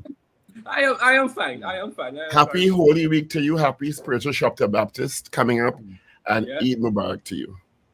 Same to you, and same to the Muslim community. You know, I don't know if you realize, I always say this country is so blessed. Look at this week. We are in the middle of fasting, recognizing our Muslim brothers and sisters. We are in the middle of the Lenten period, recognizing our Christian brothers and sisters. And on Good Friday, we celebrate Spiritual Shouter Baptist Liberation Day. Yeah. On Saturday. Sorry. Yeah. How many other countries can boast of this type of inclusivity? And we do this without warfare, rancor, and we revel and enjoy each other's religions, cultures. I mean, there's some bad news around, admit it, but last night I went to Queen's Hall. There was a fundraising to raise funds for the Catholic Church in Belmont, St. Francis of Assisi Church. And that concert was a combined effort between the Marionettes Chorale and Trinidad All-Stars. And gentlemen and listeners, you saw the best of Trinidad and Tobago. Every color, creed, race, class coming together in 2 hours of just sheer excellence. And you know, when young people in Trinidad and Tobago, some of them rightly give us a bad name. the youth ensemble of the steel band and the youth marionette chorale put on a piece together for about 10 minutes, both youth. And I counted, there were about 50 to 75 young people on that stage, ranging from ages 10 to the teens, maybe early 20s. And listeners and gentlemen, that was the best of our young people on display at Queen's Hall last night. So my simple message in this period of holiness is that whilst we acknowledge we are going through some difficult times, especially in crime, we must celebrate our young people when we do well. That's just my simple message. Absolutely. We say it all the time. We said the same thing earlier on this morning that while the few young people may get headlines because of the negatives, by far, young people in this country are doing positive, productive things with their lives every day. Yeah. And last night, last night I was just blown away by the youth segment. It was just a celebration of youth fulsomeness, if I could put it that way. I kind of lost for words this morning. But anyhow, I'm sure you do have me here. It's good to ponder on the good things sometimes. We don't only want to talk about negatives. So we have no problem with that. You had a busy week last week. Indeed. To say the least. Let's start with the issue of the cancer drugs and the comments by Dr. LeBlanc, which she subsequently apologized for, and which you put out 2 releases about related to oncology drugs in the country. Has there ever been a shortage, or is there a shortage? And I know you put out a release stating that the statements did not paint an accurate picture, but you give us the accurate picture this morning. Right. So both Northwest and the Ministry of Health would have put out 2 separate statements, totally refuting Dr. LeBlanc's statement. You see, the statement was not only about the availability of drugs. Doctors take a Hippocratic oath, and part of that oath is first do no harm. When Dr. LeBlanc, representing the Cancer Society, spoke, and gentlemen, we must understand what the Cancer Society is, so you understand the gravity of a statement. The Cancer Society is no fly-by-night society. That's a 50-year-old NGO, started by Dr. George Lakis, who labored long and hard. It represents the interests of oncologists, their patients. And when you have a general practitioner like Dr. LeBlanc coming to a joint select and speaking on a topic like oncology, on which she is not qualified to speak on, she's a GP and a herbalist. She is not an oncologist. I think the Cancer Society needs to take a look at itself. Let's go to her statement. Her statement, which was given great prominence on the front page of the Express, says, people are getting antiquated drugs, if at all. Let me tell you, and this is not me, let me tell you what one renowned oncologist said to me. I won't call that person's name. Inaccurate statements and inflammatory reporting are more toxic than chemo. Every drug in St. James is in the 2024 NCCN guidelines, the WHO essential list, or both. So we have always steadfastly stuck by having drugs approved by WHO as frontline therapy. And you know what is so sad? When these persons make these statements, we always say, why can't we be like the United States? Well, in the United States, cisplatin, which we have here for cancer, is not available. In the United States, if you don't have insurance, you don't even get a Panadol. And whilst every free healthcare system has its challenges, and I have always been consistent, when we do something wrong, tell us. But I will always defend the system against unfair, inaccurate, inflammatory statements. And what Dr. LeBlanc did is unforgivable. She issued an apology. I accept the apology, but the harm has been done. Now what I am doing together with the oncologists in Trinidad and Tobago is working into those post-inflammatory inaccurate statements to restore confidence in the system. Because what Dr. LeBlanc did was shake the bond of trust between oncologists and their patients. So now every oncologist has to tell their patients, look, ignore those statements. We now have to work overtime to comfort patients that the drugs you are receiving are not antiquated. They are on the WHO essential list. They are on the NCCN guidelines, or both. And it is totally inaccurate, inflammatory, and unforgivable what Dr. LeBlanc did. And she has distressed oncologists, not only in Trinidad and Tobago, but throughout the Caribbean, because she made Caribbean news. She made Caribbean news. And this news will go out to all the cancer societies around the world. So we will be looked at a third world country, and we don't deserve that label. Mm-hmm. So to me, that apology, whilst I accept it, did not go far enough. She has single-handedly wrecked the oncology program in Trinidad and Tobago. Have there been intermittent or general shortages in anywhere? I know you dealt with the antiquated part in detail. Because there have been reports from some people that in some cases they've gone for treatment and the drugs have not been available. Is there an issue with any of the availability? Paul, I keep telling Trinidad and Tobago, we are part of a global supply chain issue. If any of you three gentlemen, whilst I'm speaking, just Google cancer drug shortages on your phone. Wendell, you can do it. Just Google cancer drug shortages and tell me what comes up. We pretend in Trinidad and Tobago that we manufacture all these things. We pretend that this is utopia.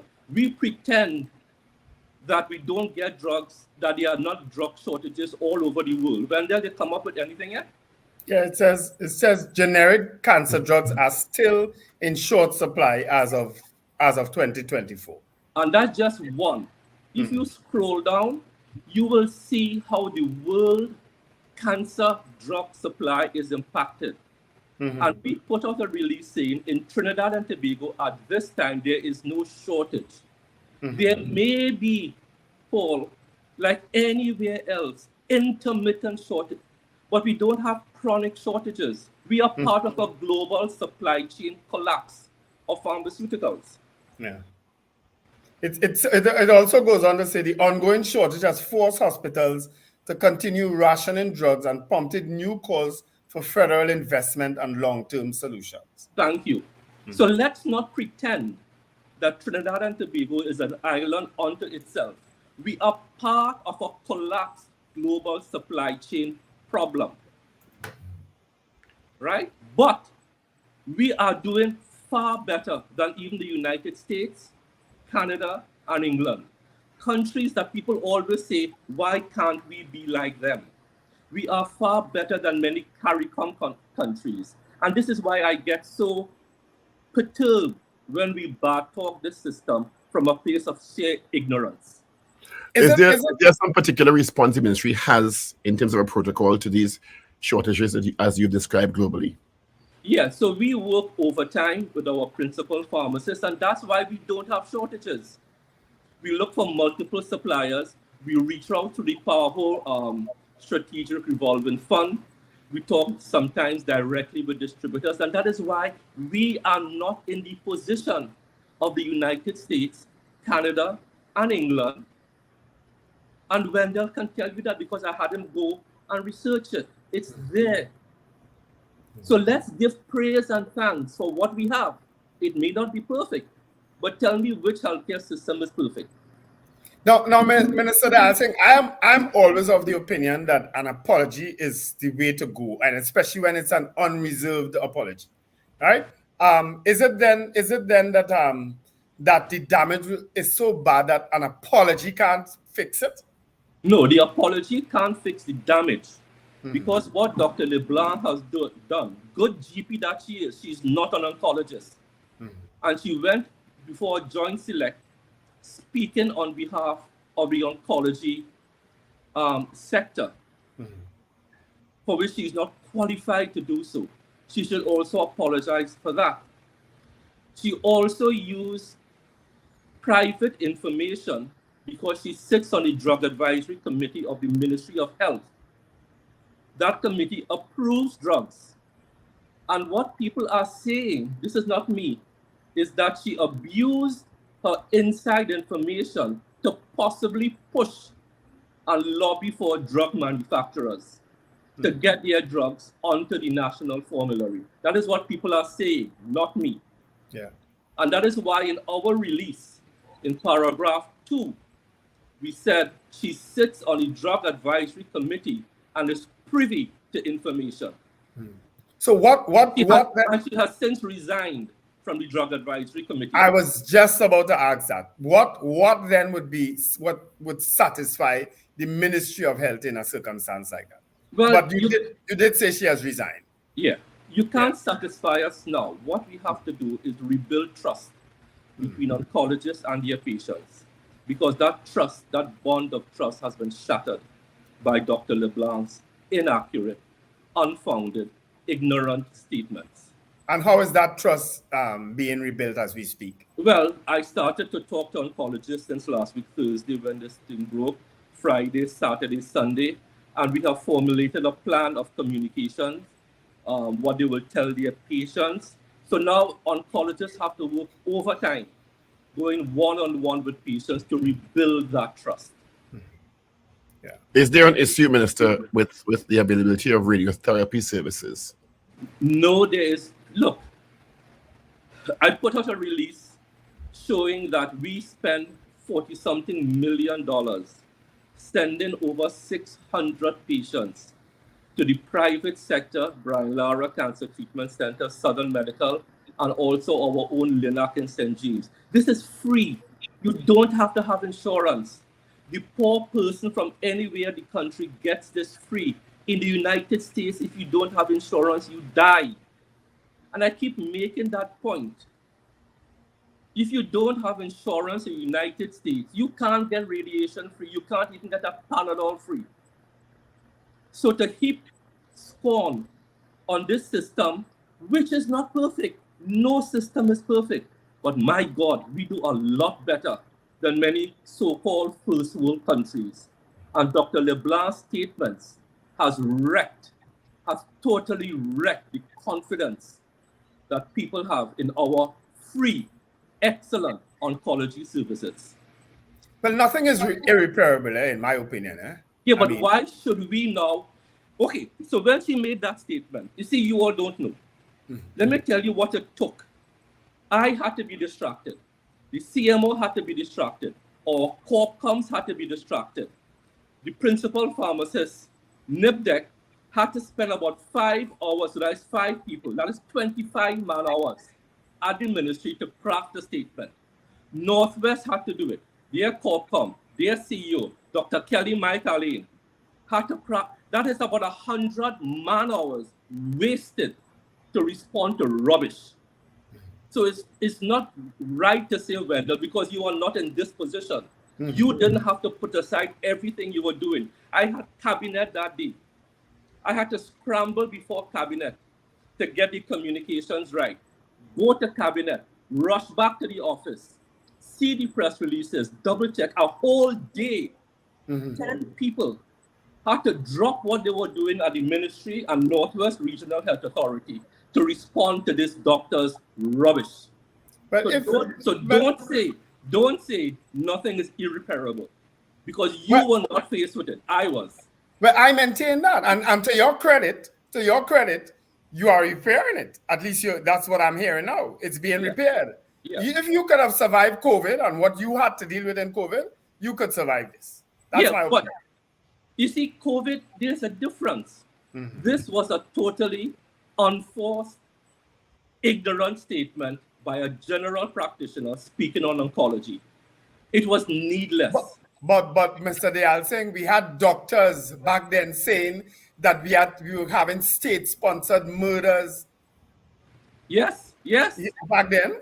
Yes. Nothing could be worse than that? Correct. Minister, I think another of the issues that came up during the GSC was the issue of, which many of the three NGOs were really passionate about, the issue of non-qualified persons making claims about curative or disease management potential, and what the ministry was doing about that. Is there a particular way that the ministry is handling this? So we sent a file to the DPP in November of 2018 about that. And we were hoping that will be a test case to set an example.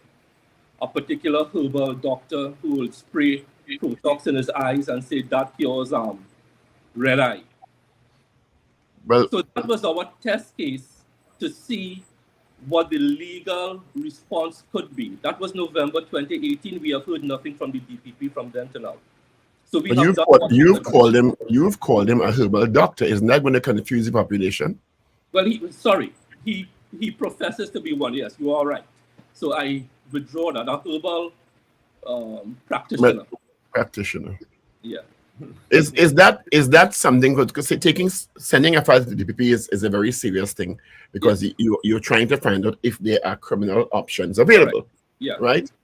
In the meantime, and this is not only in the GSC it came up in other areas also, that people are going in vulnerable states to these people. He's not the only one, and we're not going to call it in because we all know what we're talking about. But others are doing it, possibly causing damage among the population. Yeah. Is there any other option the ministry has but that option that you exercise? Well, no, we have to address this from the legal perspective, and we were hoping from 2018 to now, the DPP would have seen it fit to make some sort of pronouncement on this. So the other practitioners will know what their responsibilities are and hopefully curb this practice. I can't act outside of the law. There's another case which we sent to the Attorney General. There's another brand which, let me choose my words carefully this morning, which makes all sorts of claims. Take this and you can walk. Take this and you cure diabetes. That particular brand is under investigation by the FDA in the United States. We are following that. The FDA gave this particular brand a certain amount of time to respond.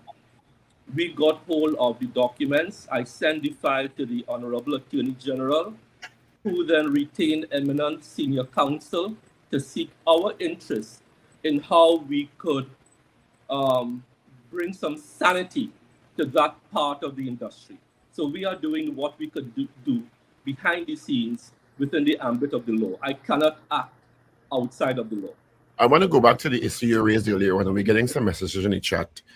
People are asking, well, the healthcare in Trinidad is costless at the point, but people are asking, what do you pay health surcharge for? One, and when people say, well, yes, it's not a perfect system, and we all know that it's a high demand system all over the world, there are challenges. They're saying very often politicians, legislators are out of touch with what citizens are facing on a daily basis when they walk into the hospitals. How would you respond to that? Yeah. So health surcharge, people who are working pay $7.25 per week. The health budget this year is $7.4 billion. Health surcharge accounts for less than $200 million per annum. So $200 million per annum out of $7.4 billion will tell you the scale of what health surcharge contributes to the $7.4 billion. It's minuscule. So yes, we pay health surcharge, but it in no way covers even 10% or 5% of the health budget this year, which is $7.4 billion. We are doing, and I admit it, no healthcare system is perfect. None. Nowhere in the world. It's a high demand system. We calculated up until 2023 that we have done 2.6 million patient interactions across the RHAs. Now, people always say, well, we only have 1.4 million people in Trinidad. But I always explain it's 2.6 million patient interactions. One patient may interact with the system 20 times a year. And that is what we do. Do we get all 2.6 million interactions correct 100% of the time? Absolutely not. Do we get the vast majority of them correct? Yes. And there are robust measures in place if people use the system, the hotlines, the complaints department, the quality departments, whatever negative experiences they have, each RHA will respond to you empathetically, give you a listening ear, and see whether it's a systemic problem or just an individual lapse. So there are places, there are means that patients who have had a negative experience can make their complaints to. And we take them seriously. Do you get a sense that is bearing fruit in terms of resolving it? We are getting reports of heart patients getting 18-month appointment down the road. You're getting reports of people's files are missing, or they're getting the wrong files to take if they have comorbidities. Are these seemingly administrative issues being addressed? Yes. So we spoke in the parliament on Friday, and I mean, I don't know if you saw the debate. We have started to move towards electronic records. Southwest Regional Health Authority is the pilot program. They are almost fully digitized from their A&E towards, and we are migrating all the RHAs quickly to electronic health records, so that perennial problem of misplaced files, which we admit is a problem. I have never said it's not a problem. But what are we doing? The solution is to move into e-health records. And we are doing that with some pace. I got a brief from the ministry who is leading the team on Friday. On the first Saturday of April, we have a meeting with all the RHAs, their boards, all the IT people to fast track this process now that we know it works in Southwest, which is the biggest RHA. And that's where we chose to sort of pilot the introduction of e-health records, and it's working wonderfully. Is there a timeline on that for completion for all the RHAs? Yeah, so when I meet with the boards on the first Saturday of April, we will come up with some firmer timelines. But it's moving from e-health records to e-patient files. It's about a 3-step program. And we are well on the way to accomplishing the first pillar, then the second pillar, and then finally the third pillar. We say with every digital COVID card, right? Well, that's done, but this is all part of that now. That's done? Minister, I have a WhatsApp message here from someone called Marsha, and she's asking why the Arima Hospital is still not fully operational, and the doctor is still sending patients to Mount Hope. She has, when you get a referral letter to the eye clinic, they're telling you to take it. It'll take a long time to get a call. She's been waiting for an appointment for over a year. Okay. Well, a call. Okay, so we have to understand the structure of a health service. You have primary healthcare, like your health centers. Then you have hospitals, which can either be secondary hospitals, secondary care, or tertiary care.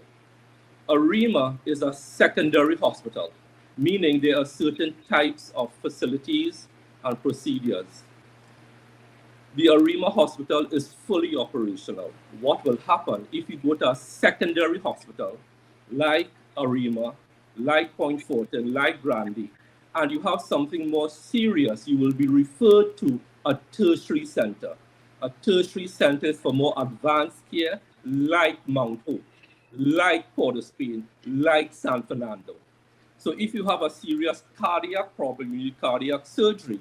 We don't do cardiac surgery in a secondary hospital. You do that in a tertiary center like Mount Hope. So that's a general explanation. I wouldn't have details about this particular individual's case, but that's how a health system is set up. Minister, I just wanted to touch on the issue. I mean, I'm not so sure how much you can comment on this, but I'm going to bring it up anyway. The medical board, Dr. Neil Singh, of course, who's the president of the medical board, would have issued a couple of weeks ago a statement saying that some of the specialists in the medical field in Trinidad and Tobago are not qualified to be the specialists. And I think there's some draft legislation on regulations concerning the medical board specialist registration regulations and the continuing professional development and training of medical practitioners, which went before their the medical board practitioners, and they voted down those two pieces of regulations. Does the ministry have any, I don't want to say oversight, but any opinion on what is happening with regard to that?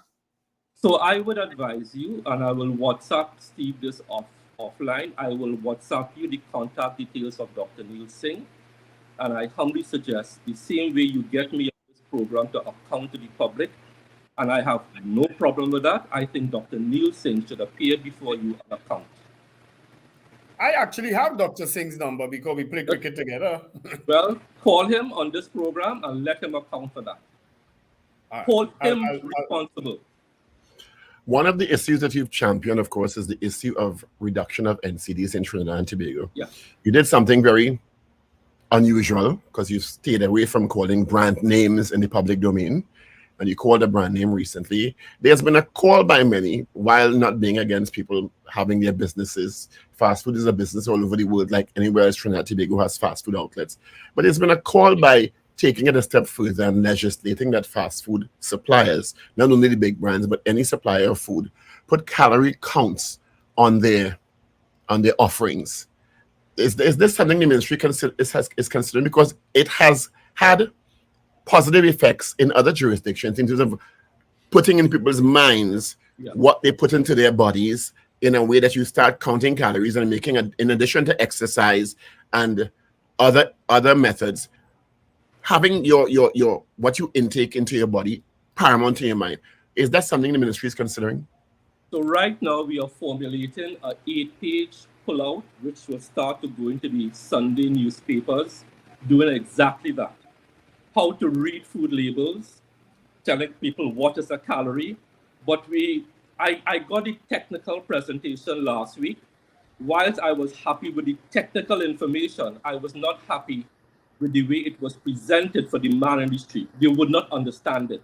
So I have sent them back to the drawing board to put that complex information into digestible form so that the taxi driver, the laborer, the CPEP person, you and I could understand it.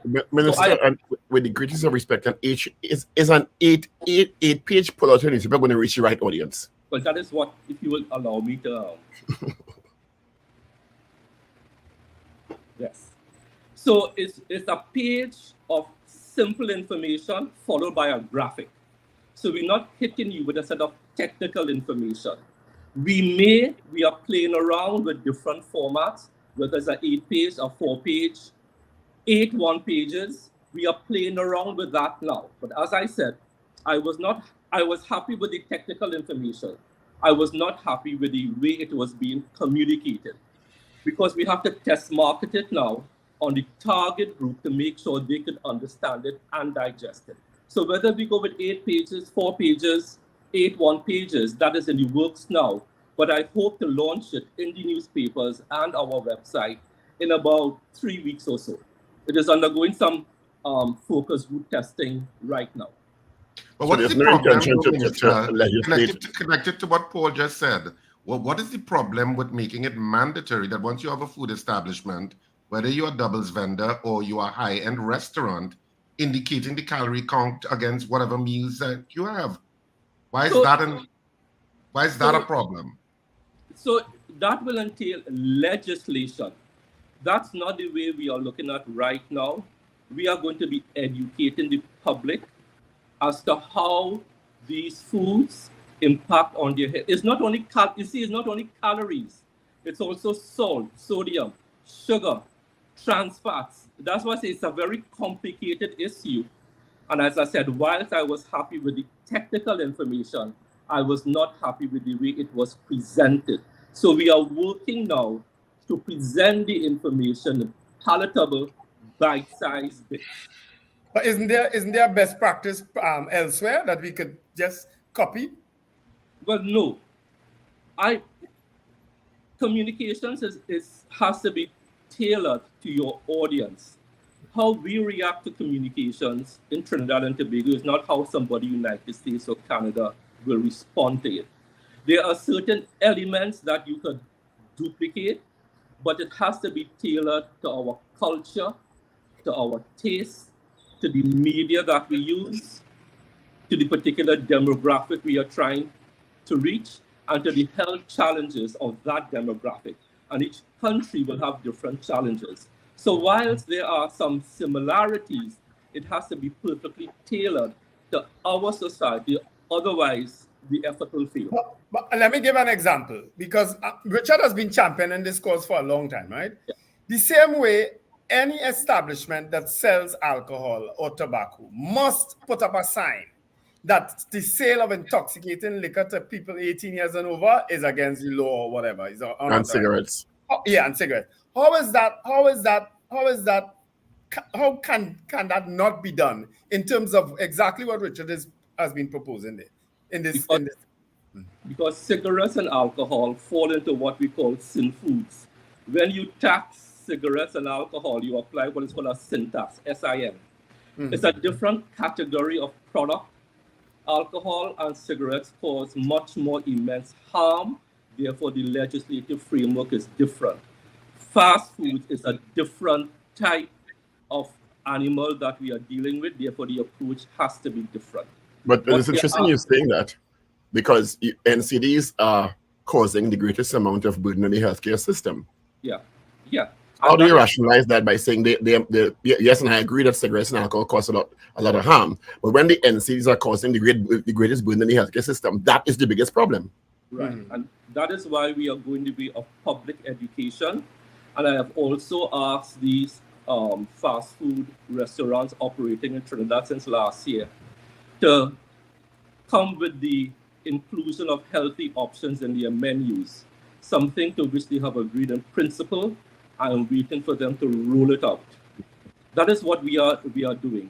Legislation to ban, to tax is not the way that we are going. That's not the suggestion. The suggestion is legislation to mandate calorie counts on options and menus. It's not to ban or tax. Yeah.